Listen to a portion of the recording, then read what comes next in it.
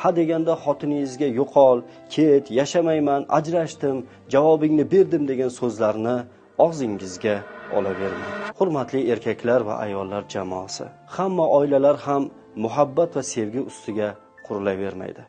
Ba'zi oilalar borki, mehr, shafqat va o'zaro hurmat ustiga quriladi. Agar ayolingizni qaysidir jihati sizga yoqmasa, sizga yoqadigan jihatlarini ko'z oldingizga keltiring. Ehtimol taomni yaxshi pishirmas, ammo kiyimlaringizni yaxshi yuvar.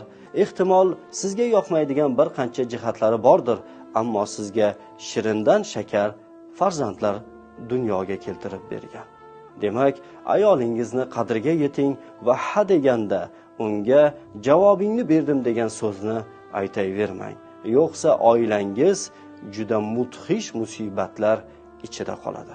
Ayollar, sizlar ham eringizni yoqtirmagan tomonlarini ko'z oldingizga keltirganingizda, yoqadigan tomonlarini ham, sizga qilgan yaxshiliklari, sizni moddiy jihatdan ta'minlaganligi yoki bo'lmasam uyli joyli qilib, siz uchun mehnat qilayotganini ko'z oldingizga keltiring. Yo'qsa oilangiz bir zumda barbod bo'ladi va uni qayta tiklash uchun umrlar ham yetmaydi. O'rtada sarson bo'lgan tirik yetim go'daklarning hayqirig'i qoladi xolos.